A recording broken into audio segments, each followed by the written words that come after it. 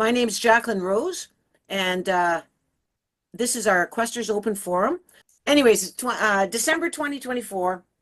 It's our final Questers Open Forum for the year. We want to welcome everyone and thank you all for coming and joining us.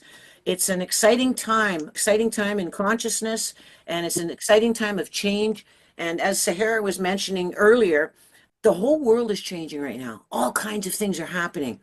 And so that's why our topic tonight, which is intuition, is so vitally important for us to be using intuition, for us to understand intuition, us to know that we are connected. We're directly connected to everything that's going on. We're a part of the morphogenetic field of human consciousness around this planet.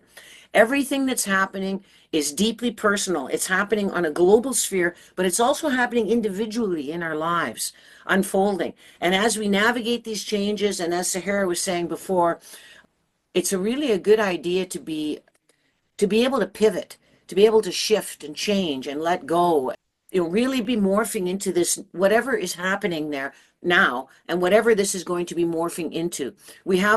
For many years, the Questers have been holding the intention of the highest and best good for these changes. We've been aware of the extra solar flares coming down from the sun, moving into a more direct line of sun coming directly from the center of the great galaxy, not just the Milky Way, but the great central sun. So we're getting direct sunlight from that now, and we haven't for thousands and thousands of years. So this is all having big changes on our DNA, on our consciousness. So intuition is, as we follow our tuition, this is why it's such a pertinent topic for tonight, because and for the rest of this year and for moving forward, probably for the next few years, is to get in touch with that intuition, to communicate with it regularly, and to follow it. Because as you all know, intuition doesn't always make logical sense, why it tells us to do this or to do that at a particular moment. But following it always seems to be our best adventure, our best foot forward. Something good always happens. That's been my experience, and I've never known anyone to tell me differently. That is where the real adventure and mystery lies in life. We are on an individual trajectory in our own lives, and it's connected with this humanity and what's happening in everybody's lives.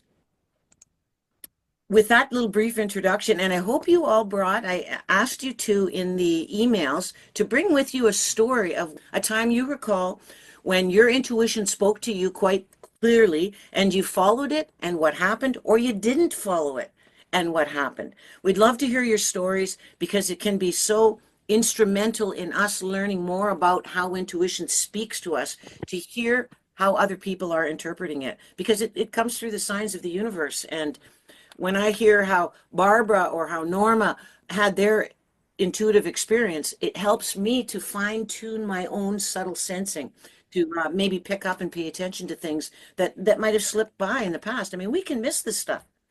I'm very happy. I'm going to turn it over to Sahara here. Sahara knows Questers very well. Her and John Theobald in Vancouver were good friends and doing a lot of work together on Quester-related type of things. Sahara's been a good friend to Questers. She's a shamanic priestess. She's highly intuitive, doing the oracle cards, all kinds of intuitive work as a professional for a long time. She's been preparing consciously for these changes and what we're all going through in a real active professional way for a long time. So we're really happy to have you join us, Sahara. I'm going to turn it over to you to share a few ideas about intuition. Thanks. Thank you so much, Jacqueline Rose. I really appreciate your beautiful, warm welcome. And I've known you for years and just so much love you and love your creativity. And you're so articulate and you really know this Questers phenomena so well, with discovering intuition and exploring fascinating topics, getting into the heart of things and the depth. It's just amazing how this whole community is coming together, exploring topics such as this. So thank you. So yes, the question is, what is intuition? For me, what I'd like to do is, number one, get sleep. Sleep is very important. And then have a sense of peace. So if you have a lot of stress going on in your life, you need to process your emotions, your negativity, whatever it is, get to a place of peace. And then once you get to a place of peace, you need spaciousness. So if you're working hard, you know, if it's in the evenings, the weekends, or whatever, to create that spaciousness where you're not cluttered in your brain about all the million errands you got to run. You just have to let that go. And there's a process that we all go through to let that go. So everyone has their own particular journey. Alone time is very important. If you're talking to your roommate, your husband, your wife, or whatever, or even you're constantly being bombarded by your dog or your cat, you need to have boundaries, put them in the other room, and just create some alone time. So, and quiet time, no music, or just super mellow music like nature music or something. Some of the music I like is frequency music, like 528 hertz. It gets you into the space of the heart, but just even quiet is wonderful. No distractions, put your computers and cell phones away, and just really start to bathe in your own essence, allowing yourself to be with yourself. You're getting sort of centered within your own being, and get comfortable in a chair, whatever that is, or in your bed, your couch. You get silent. And then from that place, it's good to meditate, to do some chanting or breath work or some sort of centering work. So some of the things I use is I'll use crystals. This is a crystal quartz, rose quartz or amethyst. So you could hold that or wear it. I like to use incense, or this is Archangel Crystalline Activation Mist. So I'll spray that. So there's subtle essential oils that can get you into that space. Holding crystals, sitting in nature is wonderful if you can. I know it's winter right now in Canada. You could even be by a plant. So those are just some suggestions to get into that space. One of the things that Jacqueline Rose sent to me earlier was we get signs, and sometimes when we listen to that sign, everything falls into place. We have unexpected results. Other times we get signs, but we don't listen to our intuition, and we also get unexpected results, which could be negative or positive, depending on where we're at. So some of the things I like to do is to connect to that masculine, feminine quality.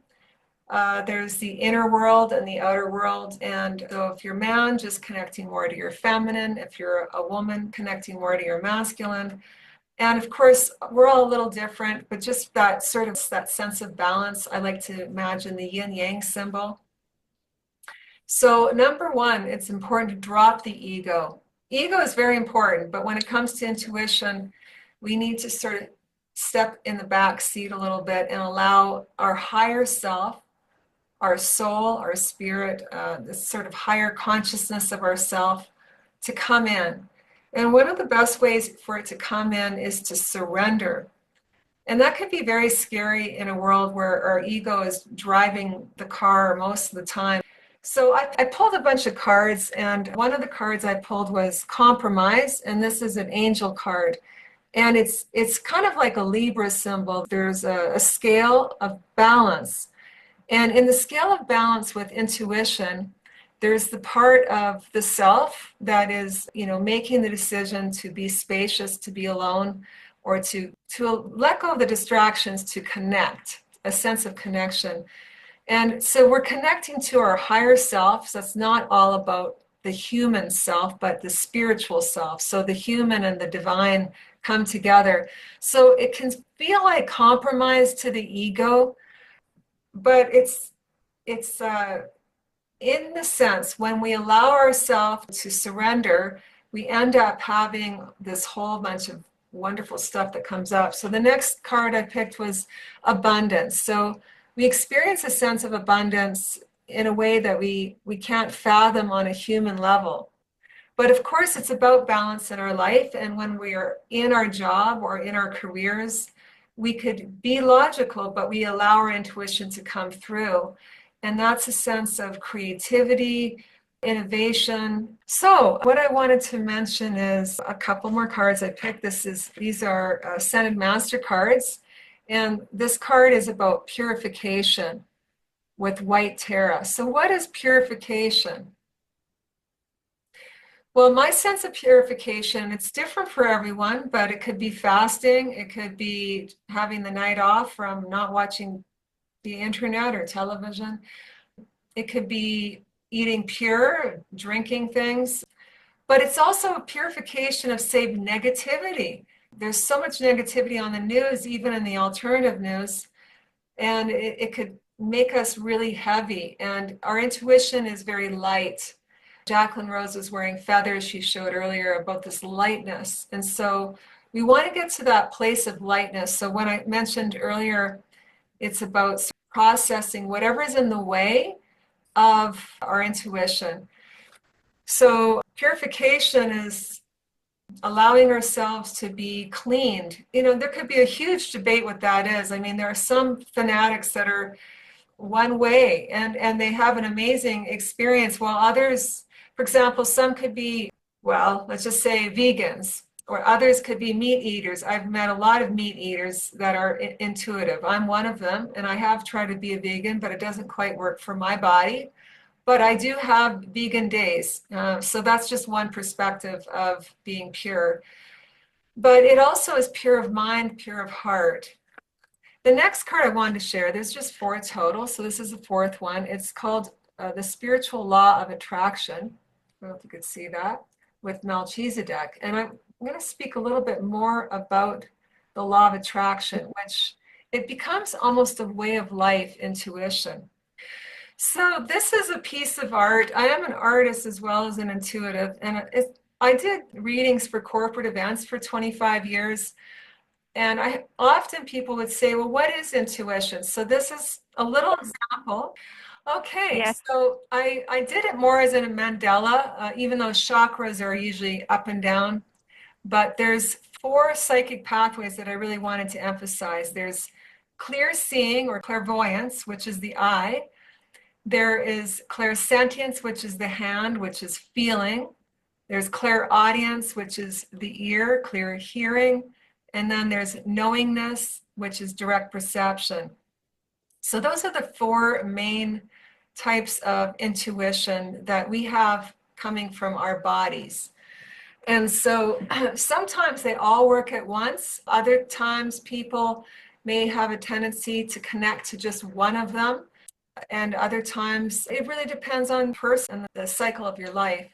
So for me, mine is mostly clairsentience. I really do feel a lot. And I use the image of a hand because we tend to feel a lot of energy from our hands, but it really is the whole body that's feeling something. Knowingness, I use the image of the brain because it is a sense of just an idea that just sort of pops in your head and you just feel it as absolute truth, even though you may have no evidence whatsoever. So the image is rather small right now, but I have the chakras all around. And if you notice, there are affirmations, which is kind of hard to see because they're so small. But I guess what I could do is open up my own and just read it from there. So the first affirmation is, my intuitive centers can only be activated when I exercise belief and conviction that all psychic pathways and chakra colors are valid. Well, I wrote this when I was in my 20s, so I was very adamant about it, but you know, there's obviously flexibility with that. With clairvoyance, I said, my dreams are trying to show me something useful. I acknowledge my visions. So most people do have dreams or have had dreams in their life. So that is a visual that you will get. They're metaphorical. The clairsentience affirmation is, I believe in my gut feelings. I sense they are true and worthwhile. Clairaudience says, music is encrypted with valuable messages. My inner truth speaks to me as well. So sometimes we'll hear a song played on the radio and a moment that we have a question and the song goes, yeah, yeah, yeah, yeah, yeah, yeah. And so there we go. That's our clairaudience speaking to us. And other times we'll hear something in our inner ear, and sometimes we'll hear a voice from the other end of the room that is a no or something like that. And then the last affirmation is around knowingness. I trust my telepathic mind when I know things without proof. So those are a sense of the 4 psychic pathways. And I also mentioned the chakra systems, but we'll explore that a little bit later. And the last affirmation is, I utilize these inner gifts to help me in my outer world. So it is a beautiful thing to have this as a tool. Not everybody's aware of it. So I tend to see this as sort of feminine essence. It's the inner world. The outer world is more of our animal beast self that's physically controlling this body and animating in this world of action. So the intuition is more a sense of beingness. That's why it's really good to slow down, to try to get to a place of just presence, which is our original state of consciousness before we came here to this world of the third dimension. So I like to use the word intuition, but we often use the word psychic or inspiration, creativity, hunch, a sense of something, an inkling, a transmission where just this huge speech comes out of our mouth. In Christianity, they call that the Holy Spirit. When we are in love with a topic, or we become passionate about it right from the top of our head all the way down to our toes, we become enlivened, and it's almost like the spirit of life is pouring through us. But there's a couple of books that I highly recommend. One of them is called The Celestine Prophecy. It's a story about going to South America, and also The Law of Attraction by Esther and Jerry Hicks, who channeled Abraham. The Celestine Prophecy was written by James Redfield. And that book is all about coincidences and synchronicities, how things just sort of line up. And then there's days where nothing lines up and it's kind of jagged. That's when you know your energy's low, and maybe you're being too negative, trying to be too much ego. There's this jaggedness in life, but when there's flow, everything's sort of lining up, and there's miracle and blessing after miracle and blessing. So we could have insights, we could have dreams. Some people have near-death experiences, other people have existential experiences. I actually had a Kundalini activation in my late 30s, which was another thing that really came to me. There's a sense of clues in life where there's metaphors that come together like a puzzle piece, and then it begins to make sense, especially if you're working on a bigger project for your soul's purpose. When I was actually born as an HSP, a highly sensitive person. There's about 20% of the population that are highly sensitive, and 30% of those could be extroverts, and the rest are introverts. So when people are quiet at a party, it doesn't mean that they're shy. It means they're taking in like 300 pieces of information rather than 30 pieces of information of the average person. And so they're calculating all this stuff. They're sensing so much. A big part of it is 80% is through the eyes, but a lot of it's through the ears. And some of us are very sensitive through touch. So even when we hug people, we sense energy or we feel energy from others. On the positive end, it could give us insights. We could be wonderful employees where we're just able to cross our T's and dot our I's. But it brings up intuition, innovation, creativity, sort of reaching to higher levels to resolve conflicts. On another level, it could be extremely draining. So usually highly sensitive people tend to need to sleep a lot. They need a lot of alone time to sort of recharge their batteries. So there's blessings and challenges in this third dimensional world. And it's really about having strong boundaries. Because highly sensitive people tend to be empathic and very compassionate, and they could put all their self in the other person in terms of trying to be a good listener. But at the same time, they have their own life and they need to have balance. And so it's a process. So I'd like to take us into a meditation. Unless anyone has any questions or comments before we go to the next level. Does anybody have any questions or comments so far? Okay, so what I'd like us to do is just to get comfortable in our chair. We're going to just take a few deep breaths.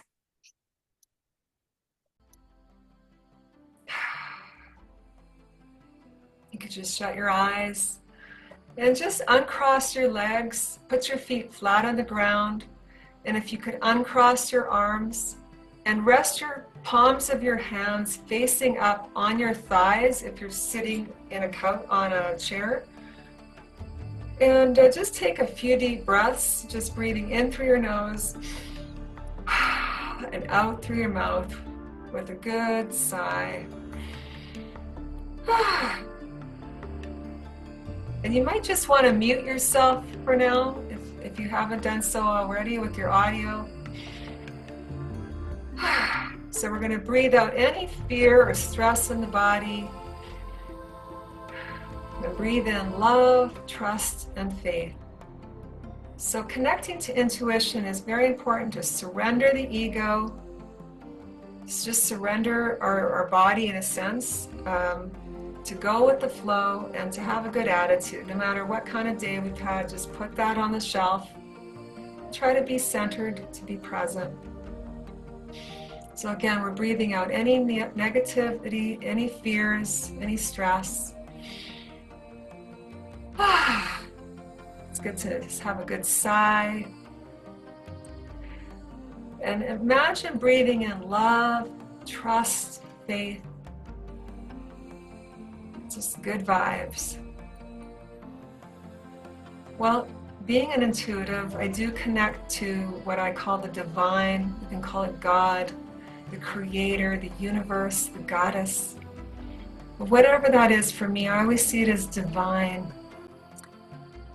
So it's an extension of ourselves because we are part of the one. And to imagine that you have this antenna on the top of your head connecting into the sky, and also roots on the bottom of your feet connecting into the earth. So we'll start with the bottom of our feet, breathing all the way up to our root chakra. And imagine in a clockwise position, we're going to see the color red spinning in a clockwise position. We're going to release any fear from our bodies and connect to that sense of groundedness. Being able to survive in this world, to be able to thrive in this world with our intuition. And we're also going to invite in the earth angels, the invisible earth angels, and the earth angels on this call as we hold space together. Imagine that we're all connecting hand in hand as a sacred troubadour of light warriors here on earth, braving this incredible incarnation to see the great shift of the ages of 26,000 year cycle. Here we are. So we're bringing in these beautiful earth angels and honoring that we are too. And just seeing those earth angels all around us. And whether that's through questers or in your own family or friends, your own spiritual community, wherever you live, to know that you have these earth angels with you. And even though you're a strong and tough warrior-S, it's so good to do this together. And feeling that strength, breathing all the way up our chakras to our second chakra, which is right around our belly button area, and the color orange. And just feeling the sense of pleasure, our creativity there. And letting go of any guilt that we are a human being, that we have a self, that we have needs and we have boundaries. And it's all really important to have balance. So seeing that beautiful color orange spinning in clockwise position. This is our sense of honoring our body, our creativity, our life force energy. And just feeling that yummy energy that we exist. We exist, and what an honor it is to live in these bodies and to have the precious gift of life, and breathing up into our solar plexus and seeing the color yellow, breathing out any shame of existence, shame of not being good enough. comparing ourselves to the divine and going, oh my gosh, we are these individuated creatures. How could we possibly be everything all at once? But we are, in the sense that we're connected. So feeling good enough, the affirmation that we are good enough here and now, even comparing ourselves to 20 years ago, we're good enough. And embracing our willpower, our beautiful willpower, our choice to say yes or no, our choice to be here now and claim our intuition. How beautiful it is. Even if you have the best intuition ever, we're always growing to be in a state of humbleness, to always be willing to learn a little bit more, to expand our consciousness a little bit more. And you could place your hands on your solar plexus and just feel that affirmation, I am good enough. And now we're going to breathe into our heart chakra. We're going to see the color pink and green spinning. Pink is the inner feminine, green is the outer masculine. Seeing that beautiful color spinning in the clockwise position. We're going to let go of grief. Grief of the hardship it is to be in this third dimensional world. When we activate our highly sensitivity, we could be sad about many things because we come from heaven, a place of perfection, and we see a lot of learning here. So just to allow that learning in your life and all your loved ones and even humanity and everyone on this call, to feel that compassion and that empathy for ourselves and others. Again, to know that we're good enough in this moment around how much we love ourselves, how much we love others, and how we could grow better as women to learn to love better in our masculine self, and as men, how to love better in our feminine self. What's beautiful is when we age, we get to move more into that because our hormones shift. So we get to experience more yin and yang. So seeing that beautiful color spinning in the heart chakra, and we're going to invite in a whole group of heart angels. So just visualize a beautiful circle of heart angels all around, holding space with the earth angels, just to give us extra energy, a transmission of heart energy. So let's just take a moment and feel that now. And breathe into it and visualize.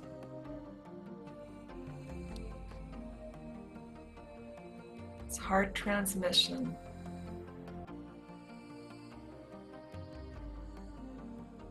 And we give thanks in our hearts to these beautiful heart angels that specialize in feeding us that extra energy that we need to take us on our mission to the next level. But just to honor our sacred human self takes a brave soul to be in these bodies. So now we're going to move up to our throat chakra, where we speak our truth with ourself, with our family, with our friends, with our work, people we work with our communities, with our neighbors. So we're going to let go of the lies we tell ourselves, to let that go. And we're going to bring in that color blue and see it spinning in a clockwise position, to bring in the highest truth of our human self. All the lies we told ourselves just to keep our parents happy. Even if our parents have passed on, we still want to make them happy. And to let that go, to move into a higher truth. If you want to put your hands on your throat, that could bring in better energy. Just see that beautiful color blue, healing your throat. And even when you breathe, you're breathing that beautiful throat energy for yourself and for the people around you. And to the earth angels we have on this call, I thank you for being here and sharing your strength.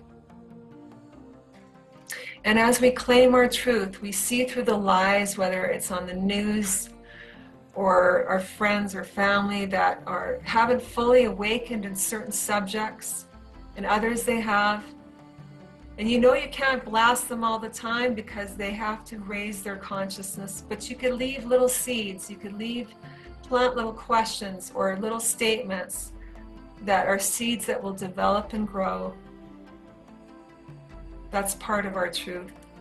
And sometimes we do have to blast them because we are inspired to, but there are consequences for that, and we need to be ready for that. And there's the right timing, there's divine timing. Just because we want to do it now doesn't make it the right moment. So to trust that, we feel it in every ounce of our being when it's the right moment. So just breathing that in,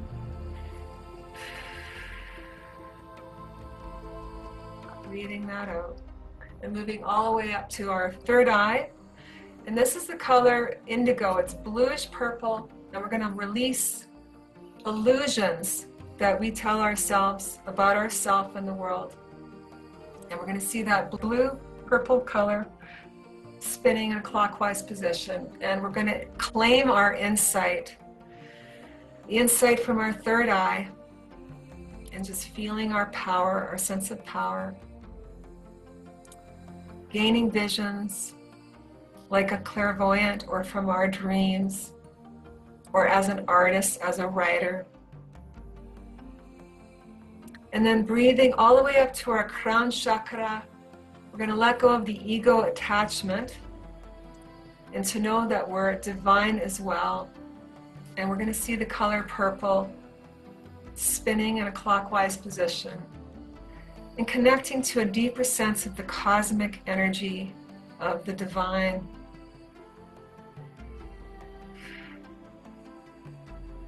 And we're going to invite in the celestial angels now, a whole group of celestial angels all around us, heightening our life force energy with white golden light, and just feeling that stream of white golden light passing through all your chakras, all the way down to the roots in the bottom of our feet,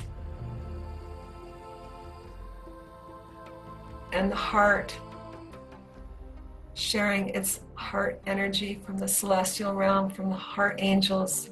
It becomes a big T we see in our inner eye.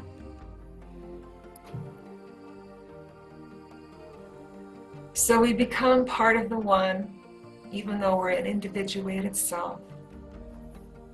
It's beautiful. It's love. It's light. It's life. Thank you. So now we're going to take a few deep breaths, getting grounded, feeling some nice brown energy coming up through our feet, feeling really solid in our bodies. Taking a few deep breaths, slowly opening our eyes and looking at the table below us, or the desk or the floor. Feeling our bodies waking up. I want to share a story about being a priestess. So I was around 39 years old, and I'm 57 now, and I was beginning to let go of being a pushover in my family, and it was very difficult. And I had to stand up for myself, and I also had to set some strong boundaries where there was some space. And it was one of the hardest things I had to do at the time. And something really shifted in me. It was huge, that I ended up having a Kundalini activation. And for several months, I just feel the divine force pouring through me. And it was really powerful. I felt enlightened. And at the end of the whole journey, I was told that I can't stay in the state of consciousness anymore because I had a whole bunch of karma that I needed to deal with. So I agreed that I would face the rest of my karma, not knowing how much longer that would take. But I guess I had a little taste of what I could look forward to if I processed that karma. And after that journey, everything started to fall into place. I was invited to a Priestess introductory talk. I didn't want to go. My husband said, "You have to go." I'm like, "I'm not going. The car doesn't work today." He take the bus. I'm not going. He never says go. He says, "Go, you must go." I'm like, "All right, I'll go." So I was resistant every step of the way. I had all these reasons why I couldn't take this course. It was too expensive, blah, blah, blah. Nope, no, you got to take the introductory weekend. Okay, that's all I'm going to do, nothing more. So that week in Vancouver, I go to this powerful festival. I meet this other priestess, and she says, "You need to hang out with priestesses." I'm like, "What?" Everything's falling into place like dominoes. So then I go to this weekend retreat, and it turns out there's a woman there that is best friends with my cousin in Montreal. And here I am on the west coast of Canada, hearing about this best friend on the other end of Canada. Another amazing sign. So I mentioned earlier, there's these signs, these metaphors that come together, and it was all coming together for me. So I finally said yes, and I ended up studying for 10 years, and so here I am. But there was just so many amazing things. One time I met this one priestess. We went to this party, and it was literally up in the clouds. There was clouds everywhere. It was like heaven on earth was coming together, and it was visual in this material world. And I experienced white tantra for the first time. I experienced sacred plant medicine. These were my medicines that were working for me. And some people, they might need breath work or drumming or dowsing. They may need to be alone in nature for a year and to fast. I mean, there's so many different methods, and there's no right way or wrong way, but it's about finding our own path. So I have the talking stick, and I don't really believe anyone's shy. I believe that some of us are highly sensitive people. So I really like to say that this is a safe place to share your story. I'm going to pass it on to Jacqueline Rose. Maybe you have a story you'd like to share first. All right. And thanks very much for that meditation. That was nice. That was nice. Well, I was teaching English in Japan, and I got up for class one day, and I was teaching that day, and I only had one class. It was a Sunday, and a conversation English class, and there was only like 3 students in that class. It was like my smallest class. Anyways, I felt off, and I wished I didn't have to work that day, but I did. And I went there, and I continued to feel more and more off, that I knew something was wrong. And it was bothering me so much that I started talking to the students about it, and they were consoling me and putting their arms around me and everything. I had no idea what it was, but something was really, really off, and it was off that entire day. It was off so bad that I ended up not sleeping that night. I went and I tried to distract myself with various activities, and then when I was going home I was planning on going home, and it's like 2 in the morning. I wasn't tired. I wasn't even feeling the beers that I had had with some locals at the pub there. I just so I went to the 7-Eleven, got some sushi, and drove up into the mountains on my little moped. I thought maybe I'm hungry. I'll have something to eat, and so I was up in the mountains along this stream, and I couldn't stand the feeling anymore, and I started running, and I ran and ran and ran as fast as I could, like I sprinted for a long ways, and then I came to a fence and just kind of smashed into it, a wire fence, and I was doubled over. I was so exhausted, and I couldn't breathe because I'm not really a runner, and I was going, I was doing that for the longest time, and then finally I walked all the way back to where my food was, and I still didn't feel any better, and then went home and still ended up going to the Ofuro, which is a public bathhouse. And I thought, well, I'll have a bath. I'm just, I'm really tired from being up all night now and restless, and something was wrong. When I got back from the Ofuro, it was about 8 a.m. I was just absolutely exhausted, right? So I laid down in my bed, and no sooner had I just laid down when the phone rang. It was my best friend had drowned back in Kamloops, and that was what was wrong. He had drowned about the time when I started feeling off. So a mutual friend called and told me, and I was like, oh, that's what it is. So that was wasn't exactly the type of intuition where I was making a choice to follow it or not. But there's no question in my mind that I knew he had died, and that I felt it, and I felt the loss. I just couldn't figure out what it was. And if you have any hints on that, Sahara, with your priestess training, how we can figure out what the thing is when something like that happens, where something is just, in this case, it was just something was off. Yeah, Yeah, so I would call that knowingness, like with that chart that we put yeah, me up, too. just a sense of like direct awareness. And so that was sort of the divine speaking through you, or your higher self, whatever you want to call it. And it was like almost like an SOS preparing you in advance, because it was a heavy, heavy situation. Oh yeah, And yeah, it probably helped you from not having some major health problem, because you were already beginning to take in that energy.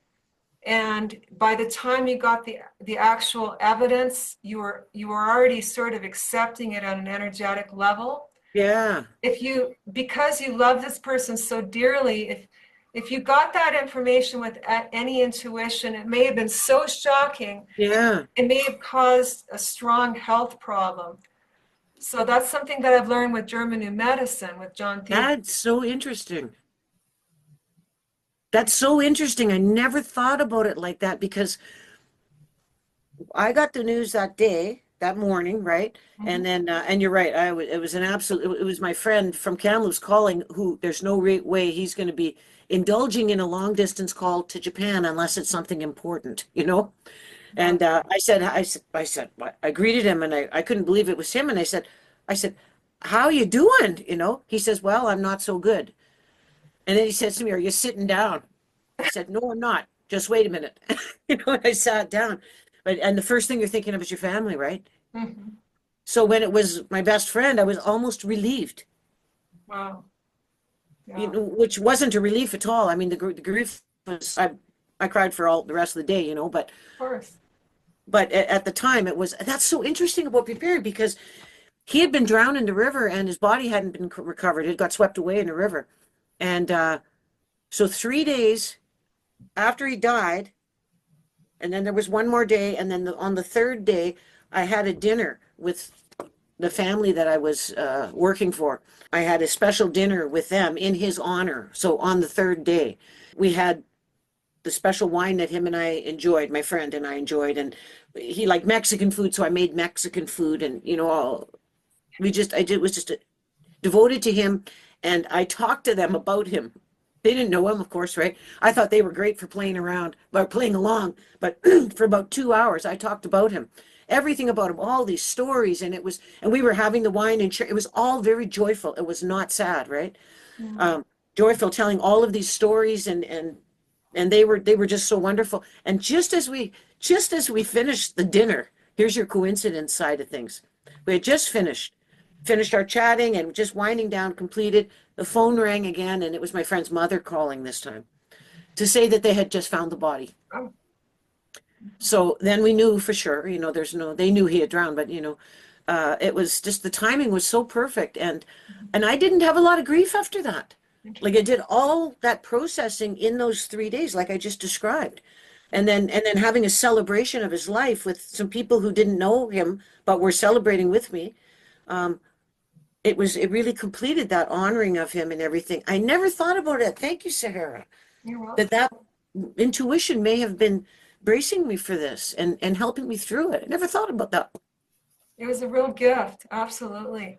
And I'm just curious, does his spirit visit you later on, like in that year at some point? Not consciously, you know, I had some experiences with seagulls that were really Mm. interesting, and I knew that the seagull was my friend. Okay, that's what You I know, meant. yeah, So okay, yeah, I did it, I did have that, yeah, and intuition can come as metaphors. Like my grandmother, when she passed away, she started visiting as a ladybug.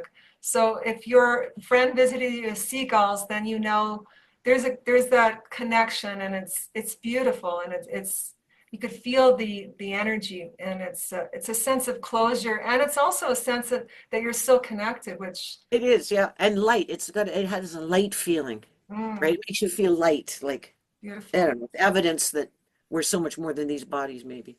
I love it. I absolutely love it. Thank you for sharing. Thank you.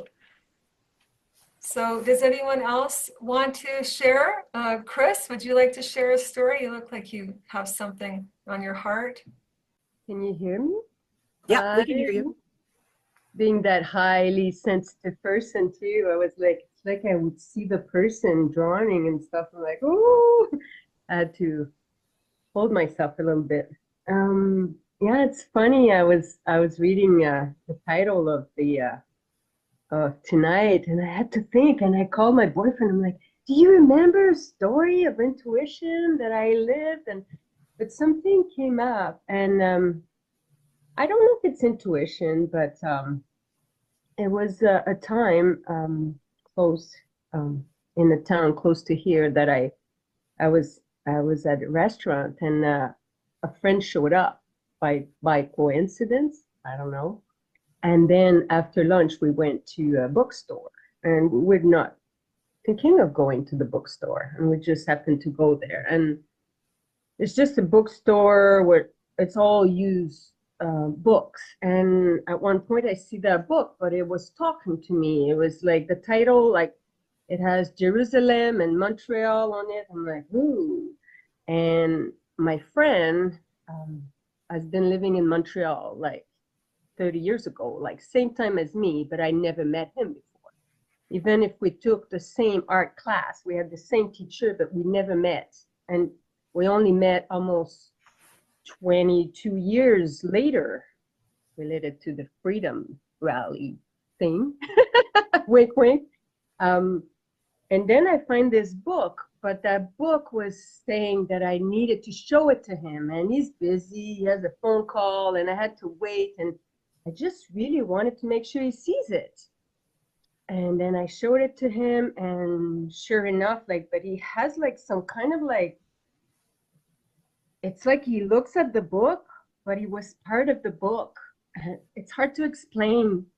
It's really, even to this day, like, it's so bizarre. Like, so there was a really old building in that book, like maybe it's one of the oldest building in Montreal that I never seen. And he remembered things happening to him in the past when he was a 6-year-old boy. And it's like, he didn't say all the details, but he was abused in that building.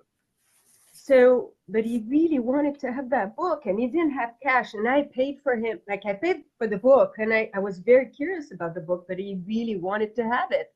And it felt like he really needed to, I don't know if it's reconciled, but he needed to live the trauma to heal it or to transmute it. It's me thinking that. And then later on, I asked another teacher what happened there, like, and he shared that it's possible that it's I don't know if it's my guides that got in touch with his guides, and I just didn't know the meaning, like that book was so significant when I shared it with him. Yeah, so I don't know if it's intuition, but I have other stories, but that's the one that came strong. I was very touched by that. Yeah, thank you. Did it help him, Christine? I think it helped him, but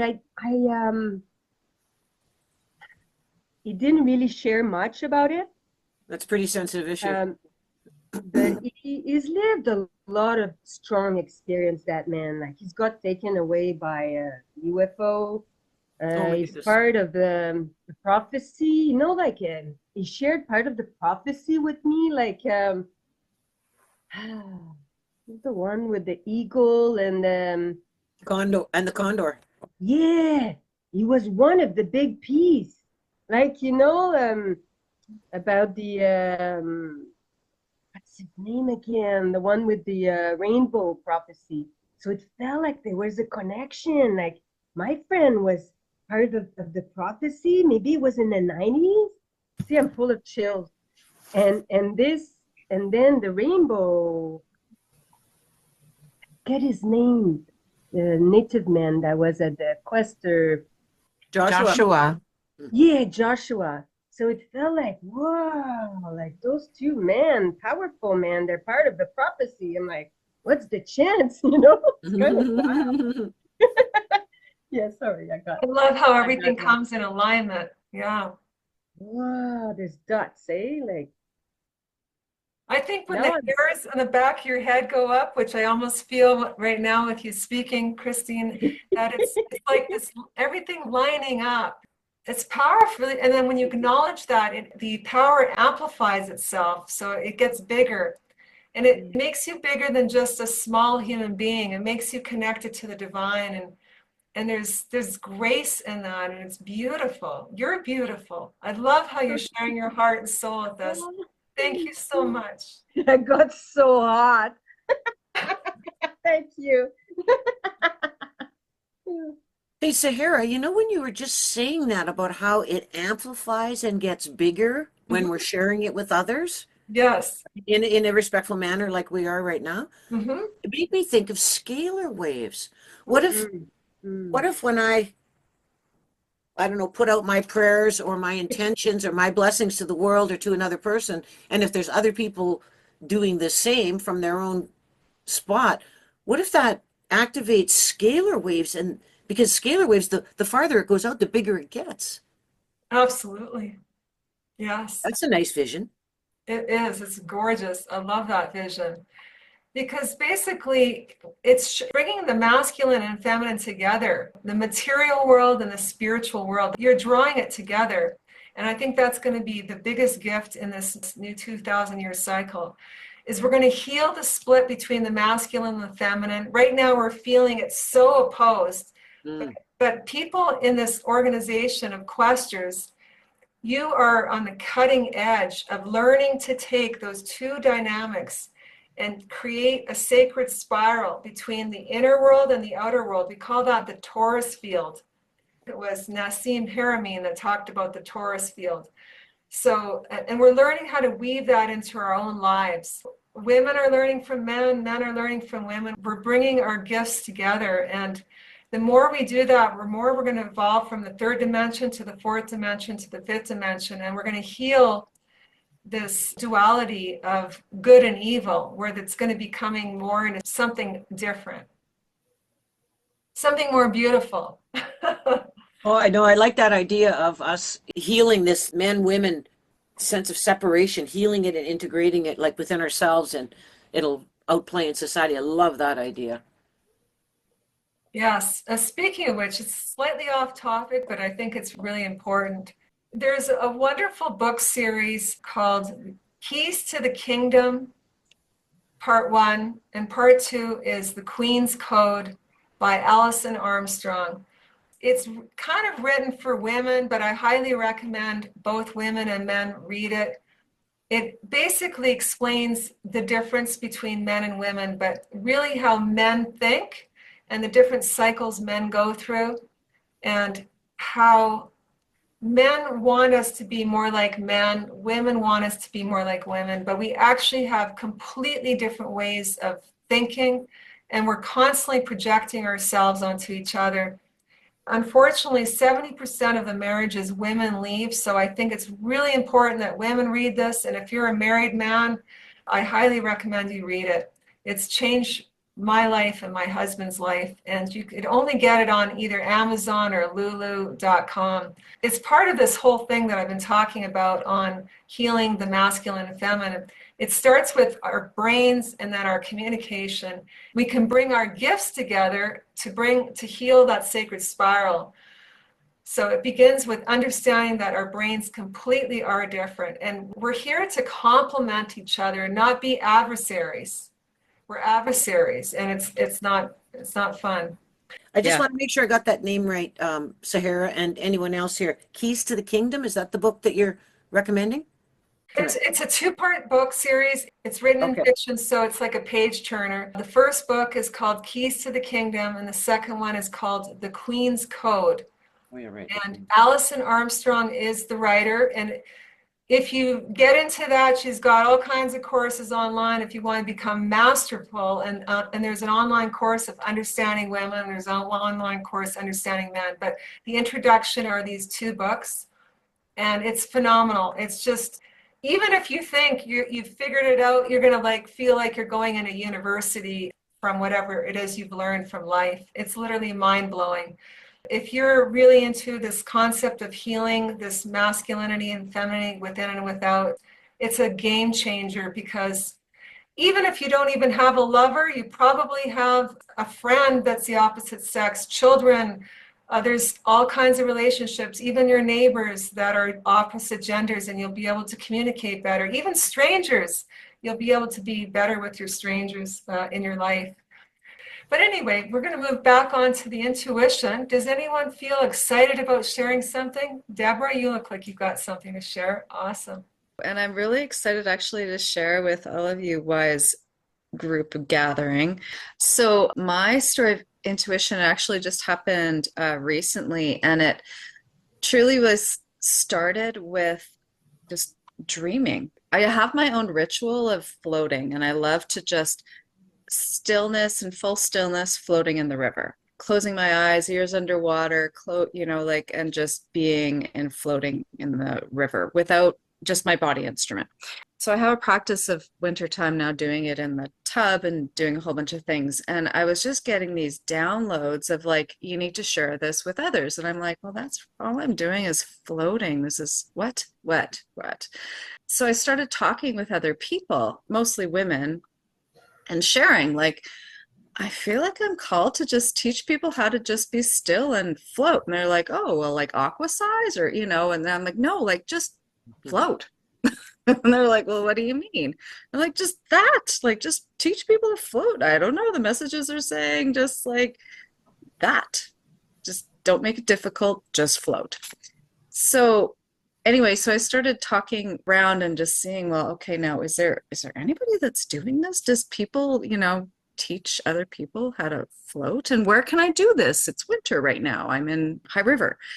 And so I started talking around, and then in terms of coincidences, like immerse myself into this aqua world that actually is right around me. So there's somebody that's my next door neighbor, and she teaches aquafit. There's somebody that practices wetsuit that's getting her own underground pool in Nanton. But the larger part of this is it led me to, and I didn't know this existed, there's actually a Dead Sea in Saskatchewan. You guys probably know of this, or maybe you don't. And so part of also what I was doing is I happened to be, during the same time, I was in conversations with my local radio station. So I was really curious about the business, about broadcasting, about radio. And so I happened to have been also researching all this stuff about broadcasting stations and radio waves. And so I had this kind of foundation that would never have happened. So then when I started investigating this Dead Sea in Saskatchewan, which legit is it's a saline lake in the middle, smack in the middle of Saskatchewan. It also, when I looked at the roots of it, it's called Lake Manitou. It was one of the first broadcasting stations. And then knowing what I know, I'm like, well, oh my God. So then I start researching it, and I found out in my knowingness already that, well, of course, saline is an amplifier. And so when they put it actually in that region was one of the first broadcasting stations. And when they first put it in, one of the shock and awes was that they were actually transmitting radio waves all the way to Australia. Mm-hmm. So when I realized that whole information, then I got a whole other bunk of information download, connecting the own dots in terms of the other series of dreams that kept on coming is I want a pilgrimage to this place, because I have it that there's something about our consciousness and just floating in a pool where it doesn't matter if you know how to float or not, because you're just going to float. But having all these beautiful radiant beings and all of our upgraded consciousness and the amplification of that beautifulness of how far it can actually resonate, it just freaking lit me up. And I don't know, it's pretty amazing. And from that to all of that, I don't know, this wave, I can only describe it as, in the keeping the simpleness of, I just have people just need to slow down and just be with themselves. I pitched the idea to our local High River Rec Center to be like, I just want to teach people how to float. And so many people around that are like, oh, no, they'll never say yes. They they had all their reasons. And what do you know? They said yes.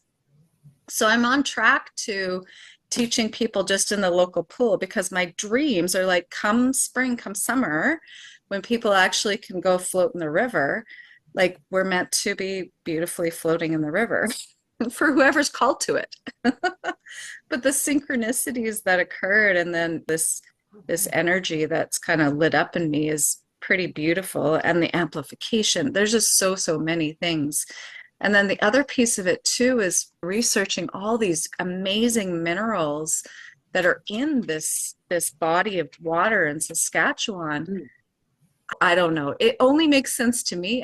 Maybe it'll make sense to you, but there was something else that resonated with me that was just all of a sudden click, click, click in Sahara, what you're talking about, in just this knowingness.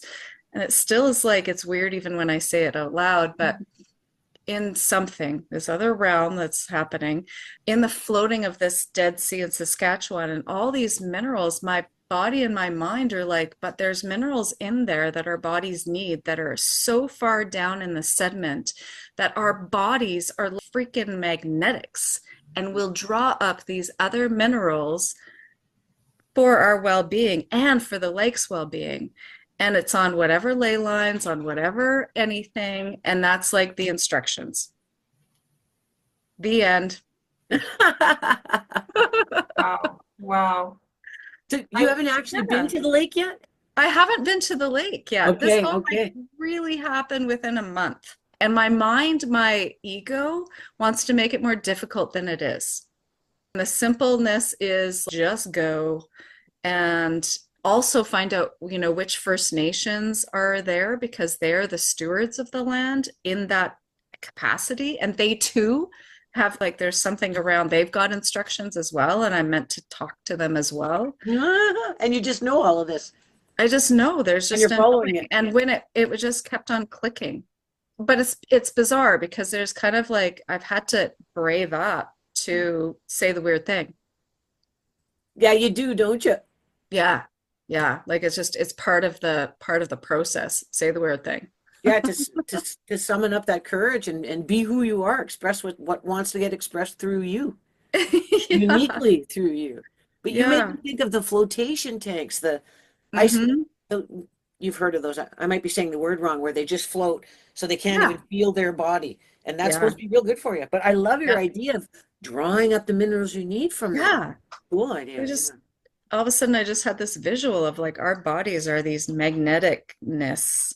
There's something, that's different in our upgrading of bodies that actually have this magnetic capacity to absorb these minerals that are like down deep in the sediment of water. Wow. It sounds rather fourth dimensional to me, like you're moving into the ascension process where the human and the divine is speaking and your environment is speaking to you. And this sounds also like it's part of your life purpose to possibly do sacred site tours and working with the indigenous.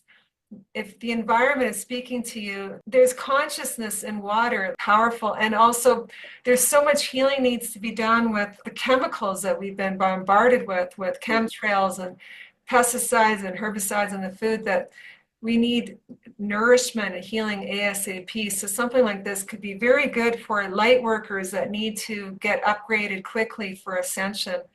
So thank you for bigger now, Deb. It's getting bigger. Say that again, Lake Deborah. Manitou, Lake Manitou in Saskatchewan. It's smack in the middle. I never knew it existed. Well, fascinating. We'll hear more of your journey as we move forward now. That sounds great. We're thinking, the conference committee is thinking about having water as our theme for the conference this fall. Oh, beautiful. Yeah. Thank you so much for sharing. That was great. Thank you. Thank you. Does anyone want to put up their hand if they got a story? Oh, David. Yeah. Yeah, just bringing together the masculine and feminine I kind of grew up in a very sort of masculine environment, and in science, engineering, and logic. And I always lived by logic, but found that I was often confounded.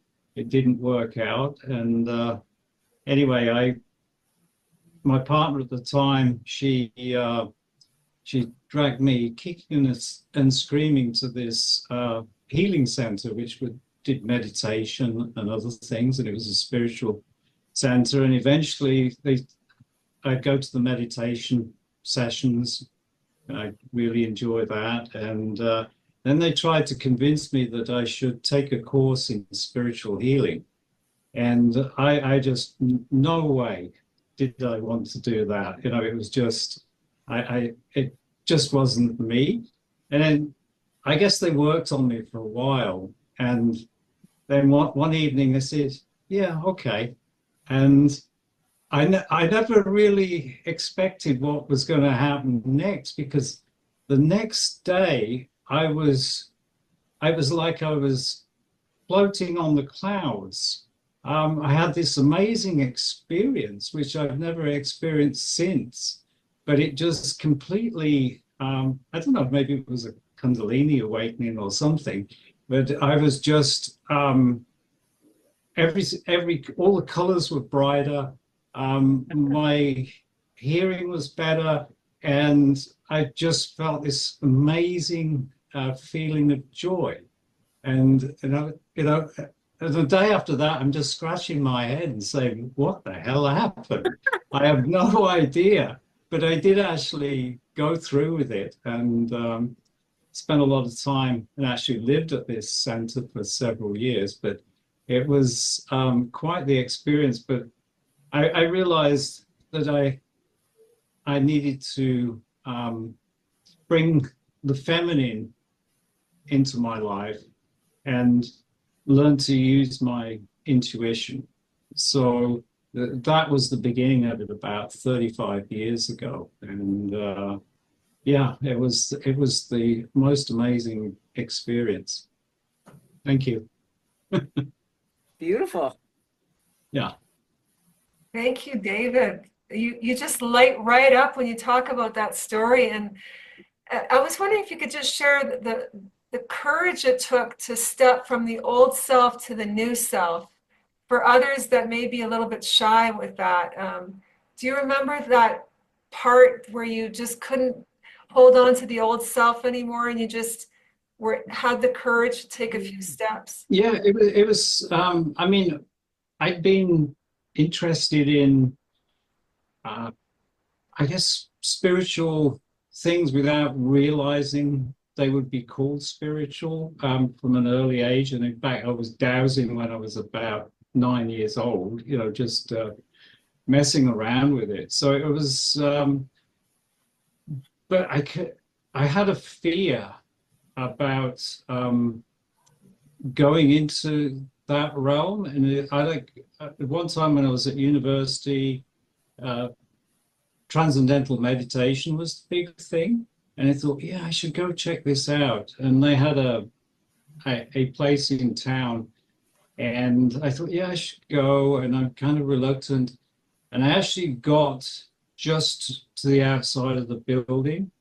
And something really said strongly, no, you can't do that. I was just full of fear. And I just had to walk away. And that happened on other occasions when actually somebody was trying to get me into a church. I won't say the name of the church, but it was, I was just so resistant, and I could not do it. And I was upsetting a lot of people, family, because I wouldn't go in there. So I had this fear, and now that fear's gone. But yeah, it was, yeah, it held me back for a long time, but probably the time just wasn't right. And I might have got into the wrong things. So yeah, it was yeah, quite the experience. Yeah. Thank you so much, David. That makes a lot of sense. Yeah, so what I hear you say is it's a process of different life Mhm. experiences that lead you up to that moment. So, and then you're able to take a bigger leap of faith. Wonderful. Yeah, thank you. Who else wants to go next? Hi, it is Brigitte. Do you hear me? Yes, yes, we can, Bridget. Oh, okay. I cannot speak too loud because my neighbor, I'm going to wake up my neighbor downstairs. So, yeah, nice to meet everyone. Well, thanks for joining us. Yeah. So one of my intuition, I was doing hiking alone in the Himalayas, and I got in a little town, and on one side there was like a 10-foot tall wall with little stone, and on the other side of the pathways, it was a ravine, and I stopped for a few minutes wondering what am I going to do because farther down the pathway I will have got my whole feet totally wet because there was a big boulder and you have to walk through the boulder with several inches of water. And I stopped there wondering, I don't want to get my feet wet and I have nowhere to go around. And I stopped and I saw water coming through the stone on that huge wall, but I don't know, 10 feet tall. And my intuition told me to stop. And right when I was ready to walk forward, the whole wall collapsed in front of me. Oh my And I would not have been here. I'm sure I would have fell off in the ravine and blah, blah, blah. So that was my big intuition about my spirit telling me, stop. And I was so happy to be alive. I literally walked inside the boulder. There was an opening with my feet being wet, my shoes being wet, but I was happy to be alive. Yeah. So Oh. that's one of my stories. That's a great story. They say that there's a time, and that wasn't yours. Yeah, it happened several times to me. One of the other short story is I remember I had vision being a high priest in ancient Egypt. And I remember the ceremony, we were doing levitation into the etheric energy and all that stuff, and just to be fast. And it was like a movie. I know I lived it. And many years later, I was looking for an ancient book with ancient drawing, like they were doing in ancient time. And I saw exactly the drawing, the picture of what I experienced. You saw in real life the thing that you had seen in a vision before. No, I had the vision and it was real. And many years later, I was going through an old book with all ancient drawing, and I saw exactly on a picture what I experienced in my visions. Wow. And that's not a very common drawing to see, is it? No. No. So I have few things like this I experience in my life where I experience it and then later on I find it in the book or in a drawing or something. Anyway, nice to speak to everyone. It's kind of late on the East Coast and I have to get up early. Thank you, Bridget, for your So, story. Sahara, you got any comments on that one? Well, it's interesting. It reminds me of what Chris says with this book that she had to get her friends. So again, the inner and the outer world are all connected. And sometimes there's just these absolute miracles, or there is a glitch in the matrix. I don't know if anyone watched the movie The Matrix, where we saw a cat in so many scenes. Well, in human life, when you're in the flow, these major pivotal points show up, and it's a big wake-up call from our soul. There's something very meaningful about that story. You might want to journal about, meditate on. There may be more pieces now that you're bringing it up tonight. Maybe there's something to revisit. We could go down memory lane anytime, even when people have passed on. there's juice in that, there's life in that. Maybe it's there to spark you up for the next piece, the next evolution of consciousness, to make your journey thrilling. Why not have a joyride once in a while? Excited about being here. Thank Oh you. yeah. I spent 5 weeks in Ecuador with my backpack.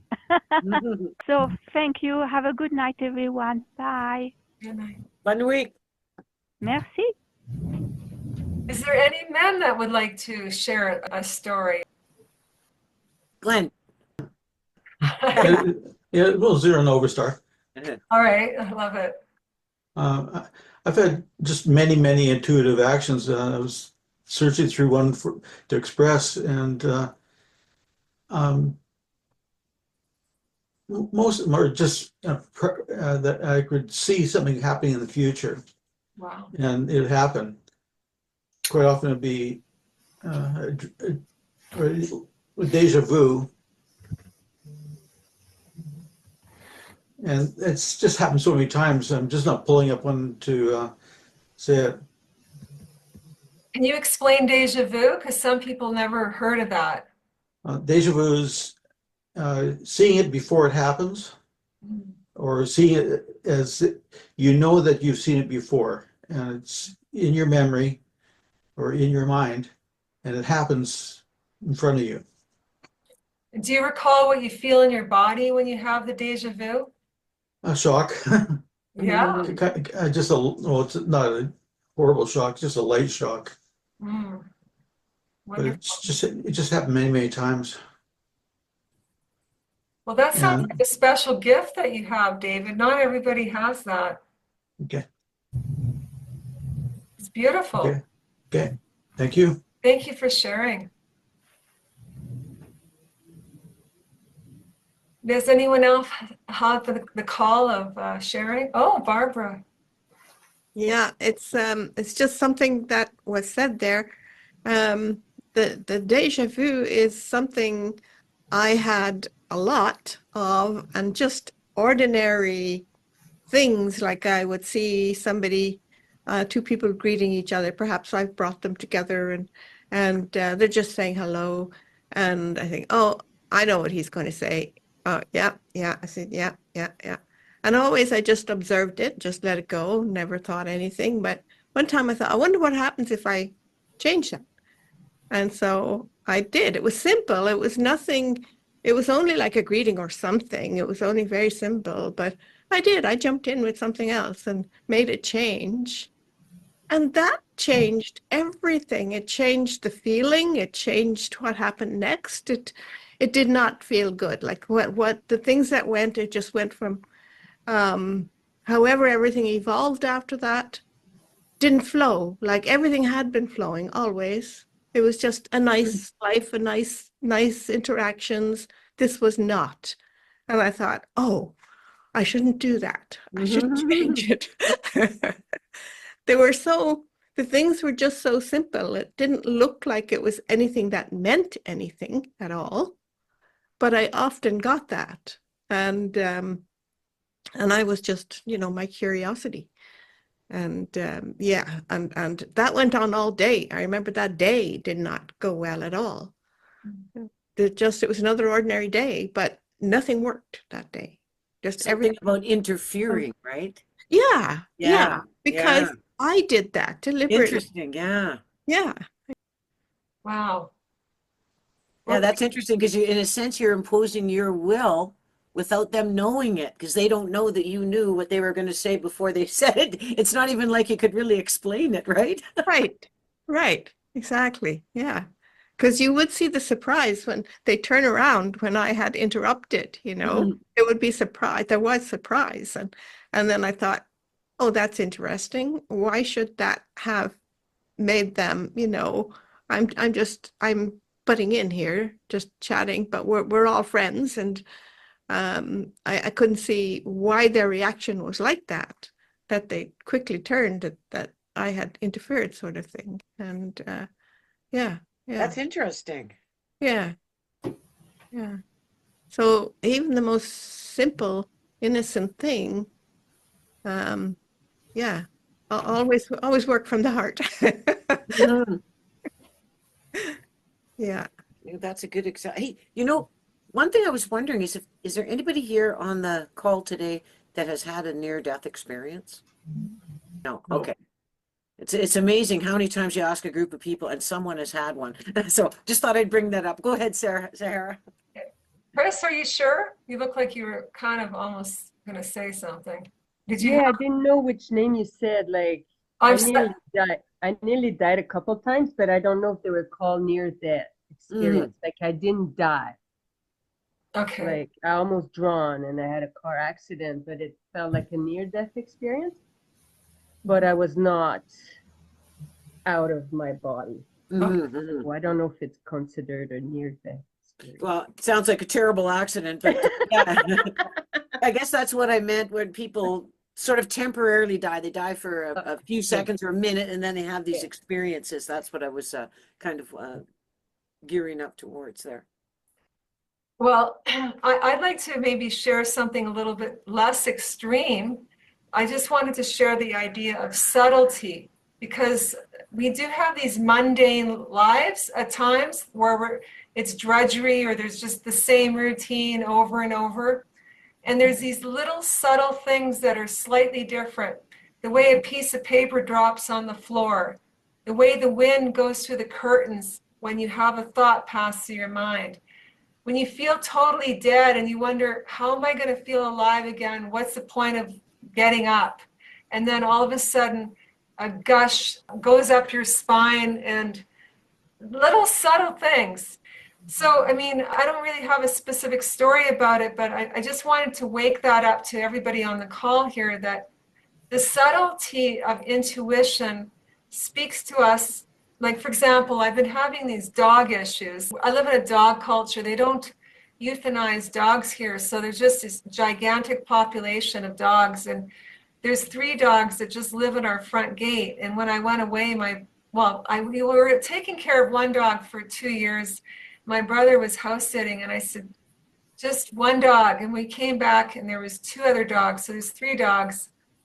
And anyway, I could understand because it's a different culture. I've been praying, like, it's just too much for me. I don't know how to deal with it. So I try to find out about the dog rescue centers, and there's like hundreds of dogs there. It's just too much. But then I found out this lady in the community moved everything that we had in front of our house, a dog house, a mat, a little blanket, and moved it 4 houses down. And then a lady showed up saying today, don't worry about feeding the dogs. Everybody on the street is feeding the dogs, so it's not all on you. And then somebody wrote me saying they're community dogs. So I felt like it was all on me. And now all of a sudden, the whole community is taking care of these 3 dogs on our street. And so that was sort of a subtle change. I just looked out and things got moved, but it was the divine timing that made it special. And so one thing I've learned about this intuition is that when we acknowledge it, the energy amplifies. And it's like sharing gratitude to the divine or to your intuition for answering your call, answering your question. And then you give thanks and gratitude in your heart. Or when you give attention to it, when you appreciate it, even if it's an inanimate object or you're appreciating a manifestation that's subtle, or it could be mundane, or it could be epic, or everything in between. When you give it energy of gratitude or appreciation, it amplifies, sort of like scalar energy takes waves and it starts rippling out, rippling out. There can become a wave of more things flowing in that direction, especially when you're in the flow, you're working with the divine. Earlier, I picked up a card called compromise. I know it's kind of a funny word, but in a way, we're co-creating with the divine. That's the relationship to see. And if you're in partnership, you're also co-creating together. If you're married or you have a best friend, you're co-creating together. Even on this call, Jacqueline, Rose, and I were co-creating together. So there's a flow of energy going back and forth. Then it can end up creating a momentum, and then it becomes a life of its own. So does anyone have a story about subtlety in their life, on how intuition may be guiding them on a subtle level? Anyone that hasn't spoken yet? Oh, Paisley Town. Okay. Would you Yeah, like to so a few years ago, Sahara, I changed my name. say? Okay. And I have worked with you before when you used to come and teach classes at West Coast Mystic Arts with Kelly Wow, it's not. in 2003. My name was Sue Ann, Oh, and I hi. worked at the school for a few years, and you were one of the instructors that came to teach quite a lot of classes there at that time. Well, I thank look a little different. You had much longer hair. you. Yes. Well, aging happens, but you're so Yeah, beautiful, so lovely. nice to see you again. So, I have two quick things. About 3 weeks ago, I was like experimenting with eyeliner, and I really like using a lot of like black Egyptian kind of like long eyeliner. Mhm. And I was playing in the mirror, and I thought, gosh, like I wonder what happened to Sahara because I haven't seen her for years and years. I don't know if she even still does that kind of work because I haven't heard of anybody who's been working with her or talking to her. So I was really delighted to find you in my inbox for Questers. In August, I hosted a full moon ceremony every month for the last 5 years or so. We've been gathering with some men and women. Um, some people are new to like spiritual ceremonies and stuff, and we write down things we'd like to release. And I use sacred medicine outside to do clearings for people, smudging them, and then we burn in a pot. We burn anything we want to release. And prior to the ceremony, I always like to do a check-in with every person in the room because it just creates some safety for people that don't know each other so they can see like we're all the same. And one of the things I announced at the check-in was that for about 50 years, I've been searching for my cousin. She was given up for adoption.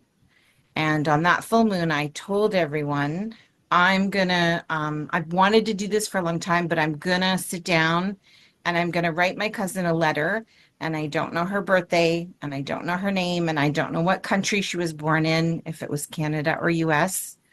And I don't even know if she's still alive, but I'm gonna write her a letter because I'd like to meet her. And when I meet her, then I can give her the letter that I previously had, that I'm gonna write. And the end of September, a letter was received by her birth mother, and it was dated the same week as the August full moon. And it was an announcement letter saying, like, I believe I'm your daughter. And so we haven't met her yet, but I've seen a picture of her and I feel very, very connected to her. But it was just such a beautiful, it was kind of like a combination of love, attraction, and like manifesting it to be true, but it was also very subtle in a way. Maybe not for my relative who gave the daughter away. It wasn't subtle for her, but it was so special for me. That's amazing. So that was the same week that you did Yeah, the the letter ceremony. was dated and then mailed through Canada Post to the United States. And my aunt had changed her name. She got married like in 1972. So she didn't even my aunt didn't have the same name. Yeah. She was single when she gave up the girl, and now she's got a married name. So she was in a different country with a different name. Like it shouldn't have really happened.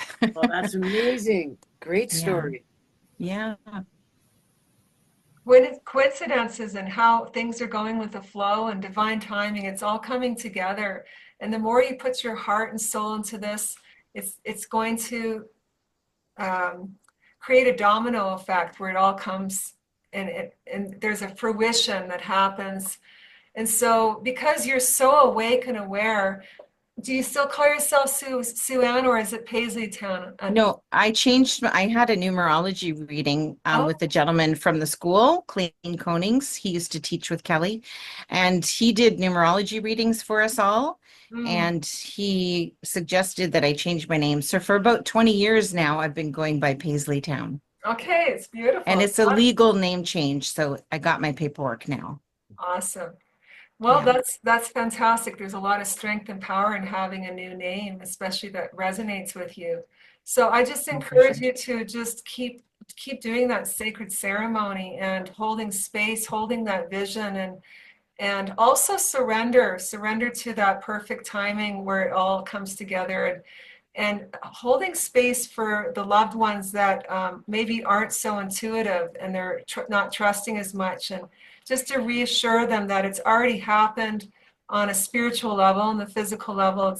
It will come together when everyone's finished their life lessons and they're ready to handle the emotional energy that's going to be very intense. And we want everyone to be safe and okay. There's been a few people on this call that said that they had to go through a series of life lessons to get to those wake up moments. So because there's like 3 people involved, everybody has to be ready. You're probably the most ready, so you're already energetically holding space for everyone. But it sounds like it's all coming together, and just keep visualizing it. So exciting. Thank you, Paisley Town. Thank Yeah, you. thank you so much. Great to see you again. You too. Is somebody else want to share? We've got time for another intuition story, and I know you all have stories. I'll All share right. one. Go ahead, Richard. I had in elementary school, I had a classmate that I was enamored with. And then she moved away to Swan Hills. And in grade 10, they moved back to town and we went out together for a couple of months. And that was 68. And then I hadn't seen her or thought of her for years. And I was working at a site up on Cowley Ridge. We were connecting the power cables to the big windmills up on Cowley Ridge down near Pincher Creek. And kind of assembly line work where you're doing the same repetitive thing over and over, and your brain goes into neutral. And she came into my mind. And every time I started doing sort of that neutral mind thing, like when you wash your glasses, and she would pop into my mind. And this went on for about 6 months. And sometimes on the weekends, I'd go home to Camrose and see if I could see her, but never saw her. Finally, when I was up there one weekend, about 6 or 8 months later, this was still happening. So I called her because I felt that something wasn't quite right. And I called her and we talked on a Sunday morning and everything was fine. They just celebrated their 32nd wedding anniversary or something, and kids were just finishing university and everything was cool, everything was good. And then about 6 months later, I find out that she found out her husband had been cheating on her and they broke up, and she moved out and moved in with her daughter.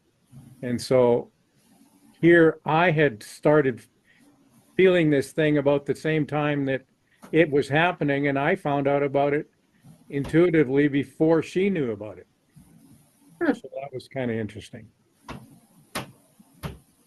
Because you were connected with her, I guess, right? Because Yeah, I had a connection with her since elementary school days. Yeah. Thank you, Richard. That is an amazing story about timelines, the timeline of grade 10, and then again later on, and then now at this time in your life. When we open up our hearts, we have a bond, and that bond is carried through no matter where we are on the planet. It's beautiful. And when you share that story, I could really feel your heart. And we could have many loves in our life. We have many soulmates. We could have a twin flame. We could have split aparts. We could have these beautiful connections. And even if they're not always meant for us for our whole lifetime, there's still a place inside of us, a sacred space in our hearts that we could appreciate these tender souls. So thank you. Thank you for sharing. we've got about 10 minutes left. Does anybody else want to share? These stories are fascinating. Norma, do you have a story? Okay. Well, my husband is in a long-term care home, so I went in to see him, and he had fallen and wasn't doing well. So I thought, well, I better help him. So I was trying to help him, and then I thought, oh, maybe I didn't help him at all. And I came home feeling all guilty and terrible. I kept asking, help me, help me, help me. Anything, the universe just. So then one of my daughters called, and so we started talking, and she said, well, maybe he was this, maybe he was that. And I thought, oh, maybe that's right then. So suddenly I realized, okay, maybe that's it. So then I realized that his nervous system was way out of whack, and so that helped me. So then I went to see him today, and I could deal with him better. So I guess it was just this help that I was asking for that came the same night. Wow. That's prayers. Prayers do matter. Prayers work. Wonderful. Thanks, Norma. We all pray differently. So it's lovely to hear you ask for help, because sometimes we always want to do everything alone and you just couldn't take it anymore. And so you got an answer, and that answer may evolve over time because your husband is in long-term care. Yeah, it must be so difficult on your heart having to see him go through these changes. So this is very important, asking for help. Good for you. And feeling worthy of it, like allowing yourself to feel worthy and embrace that worthiness. You've held the family up for so long, and now you need somebody to help hold you up. So good for you for asking. Yeah, that's a really good point, Sahara, that you ask, and there's going to be, the universe is going to respond. But we do have to ask. We've got to articulate it. Great story. I have something to share if there's time. There certainly is, Cher. Go ahead. Okay. I think it's something you said, Sahara. It was divine timing, and this kind of came to my mind, if this fits here. This was years ago, and I just got interested in, psychic and mediumship, and I thought, maybe I'll just give it a go. And so I found this little center that does that kind of stuff. But I don't know, I wasn't really getting very much. And the person who was leading it says, well, you can keep on going if you want to, but I don't know, I don't seem to have too much going on there. So I thought, oh, okay, oh well, at least I gave it a try. So it was one day after work, there was just 2 weeks left, and then everything was closing down for the summer. And so I thought, okay, well, that's the end of it. And they said, well, there's an advanced class that's going to be presenting, and maybe, if you guys can go in to support this advanced class with the mediumship and everything. And so I thought, oh, I don't know. Well, maybe I should go. And, anyway, I just didn't think about it anymore. So it was after work, and all of a sudden I got this strong, pull like I've never had before in my life. Literally felt like a pull to go to this place. I thought, oh my God. I thought, okay, oh, maybe that means I'm going to get a message, and then I got all excited about that. So anyway, I was sitting there with a little keener, I was in the second row, and I was waiting for my message, and all of a sudden this dog came into my imagination, this dog, and it wouldn't go away. This black and white dog, and I was thinking, I'm starting to talk to myself, and I'm thinking, people are going to be looking at me, what's going on? And I got the impression from this dog. Now, I've never had anything like this before. I was like, oh my gosh. I was supposed to go up onto the platform. I was supposed to go up there. Okay, this wasn't my class. This was an advanced level. I was barely a beginner. And I said, what? And he said, no, you're supposed to go up there. And I just remember saying to this dog, if I go up there, you better not leave me alone. I was petrified. So anyway, I went up there, and I was able to give this whole message. Like, I've never done that before. And it was about, I still remember what it was. It was about a boy. And I said when he was about 9, he had a dog. They loved each other so much.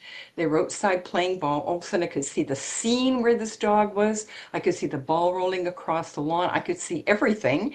And it was an accident. The ball bounced off a tree, ran across the street. Before the boy could stop the dog, he got killed by a car. And I just was standing there. So I said, can anybody take that message? And one woman put up her hand, and she says, that's my brother. That's our house. That's our dog. That's exactly what happened. And the message was that this boy felt so guilty. He's now growing up, but he never, ever got another animal again. He just couldn't do it.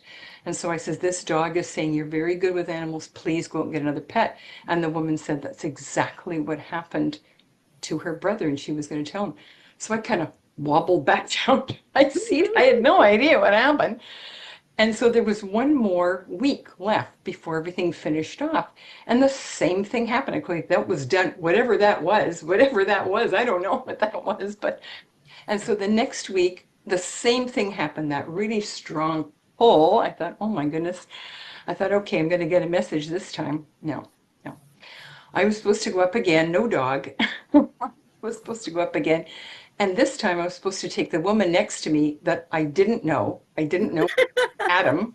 And I said, you're supposed to come up there. She'd never done anything like this before either. Her husband leaned over and looked at me and he said, no. He said, no, you have to go with her. So we both went up there and I gave a reading. Again, I just saw it, a picture of this young girl, looked about 12, and she was standing there. She had bare feet and she was like drawing a line in the sand. And I said, can anybody take the message? And the woman behind me that I brought up with me cried. And she says, that's my daughter. That's my daughter. And she said, I was looking at that picture this morning. And so she had, she had passed away. And so then I went and sat down, and then she did a reading too, her first one ever. So it's nothing like that has happened to me again like that so strongly. But when you said divine timing, Sahara, it made me think about that, because I was just going to quit. I thought, no, it's not for me, but at least I gave it a try. So the person that was leading the group, she came up afterwards and she apologized and she said, I don't know why I ever told you that. I'm really sorry. So in my life, sometimes if I'm going through some difficult times, all of a sudden, those experiences will just come back to me and I get courage from it. So anyway, that's my experience. Thank you, Cher. Is it Cher? Yeah. Like you say, we have these pivotal moments in our life that are huge memories for us that do give us strength and courage. And you could always draw upon that intuition when you're, say, having an emergency and you need something ASAP, because you've created that pathway is already there. It may be a bit scary for you. Maybe it's not your desire to be a channeler, but for the right situation, you've helped a couple of people heal some really deep wounds. At least you gave them the opportunity to do that. And it was a selfless service that you gave in that way. And that is a gift for you, that if you have an emergency or a beloved one, that you could bring that pathway back. And you already have a sense of trust because you went through that whole process of surrendering to something very unfamiliar. So it's really a beautiful thing. So one thing I didn't mention channeling, and I didn't mention mediumship. So we can do a channeling of our higher self, but when we start to connect to the dead, that is really a sense of mediumship. Or mediums just channel entities. And I had mentioned a book called The Law of Attraction by Esther and Jerry Hicks. And Esther ended up channeling this entity, a group soul actually, called Abraham. So I actually am very for people that channel or they're mediums for entities. Now, when I was in my early 20s, I met a medium who said that I will be a medium one day. And I was kind of curious about it. And at the time, I had a boyfriend that was a third generational medium. He went away on a trip, and I decided to start channeling an entity. I ended up getting possessed by this entity, and it sucked the life force out of me. I almost got hit by a car. Like, I couldn't even hold my body. And when he came back from his trip, he exorcised the entity out of me, and I was sick for a week. It completely drained my life force energy.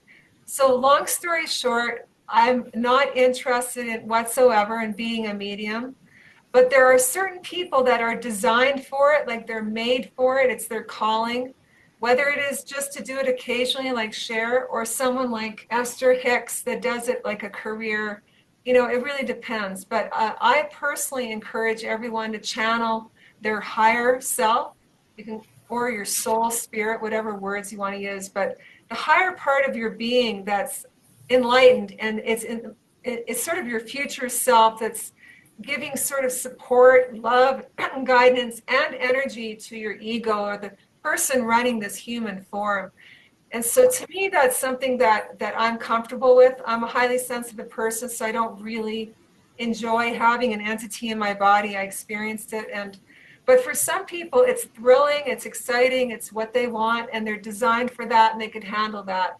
I have done some ghost busting. I have the ability to get rid of demons in people. It's not something I am excited about at all. I only do it when the divine calls me to do it, and I've done it a few times. But so that's about the closest thing that I'm okay with, sort of, when it comes to entities. But I also wanted to mention that dreams is a powerful way to connect to your intuition. And I always do a little prayer before I go to bed about having white golden light in my inner and my outer world. Otherwise, if I've watched something negative or I listen to something negative, I could have demons come visit me in my dreams. And you can kind of tell they have a Cheshire cat smile, and they have a negative energy. And ultimately, what they're trying to do is create fear, and you become sort of a sense of food for them. So, but when you give yourself a nice prayer before bed, or you're feeling at least neutral, you could either have neutral dreams or inspiring dreams or energizing dreams. But any kind of dream that is scary, or you're being chased, or there's fear, these entities live on this thing called loosh. And that has to do with, focusing too much on the shadow in the world, the dark side, and not enough on the light. And I think a lot of people on this call are light workers, and we're here to try to be like the sunflower, where we're tracking the light, even though there's sort of gray and black. It's very interesting, but at the same time, it can suck your energy and power. So that happens in the dream state as well.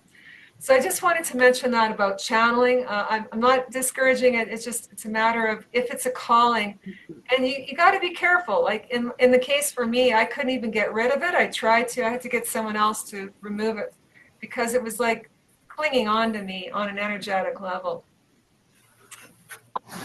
So we embrace our gifts. We embrace our truth. And that's what matters, is working with what's good, what's available, even if it's subtle. Subtle intuition is still our power. So I like what you said before about the subtlety, how the breeze blows the curtain, or how does the paper fall.